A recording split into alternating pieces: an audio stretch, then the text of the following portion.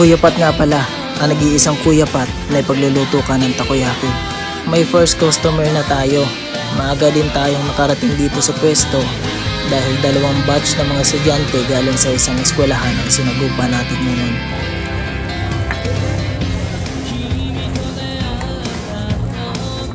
Ito nga pala yung panghapon na batch. Di ko na nakunan yung kaninang umaga dahil na-busy na kami sa pagluluto at pagsaserve sa mga bumibili ng takoyaki natin. Ito nga pala si Carl, ang kasangga natin sa araw na to. Malaking tulong ang binigay ni Carl para suportahan tayo dito sa ating food cart. Kung gaano kainit kaninang tanghali, kung napapansin nyo dito medyo kumulimlim na para bang may nagbabadyang malakas na ulan.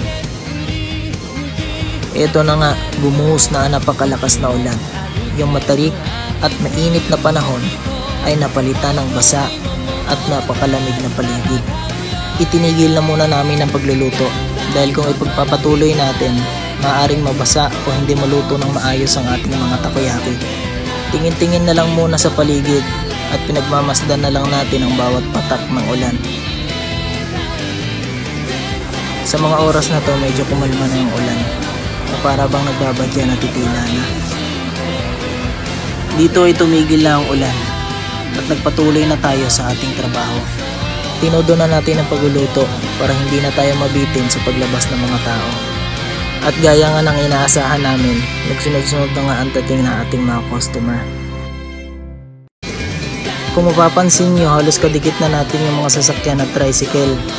Hindi man kagandahan itong napagpestohan natin, pero nagpapasalamat pa rin ako dahil naubos ang ating takoyaki. Nagpapasalamat din ako sa Poong May Kapal at syempre sa sumuporta sa atin ngayon na kay Carl.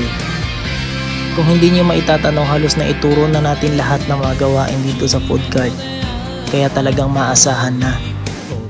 Isa nga pala siya sa tinatawagan natin kapag naka-open yung mga pwesto sa eskwelahan. Kaso ngayon, nagbakasyon yung mga estudyante kaya itong food cart muna ang pinagkakaabalahan natin.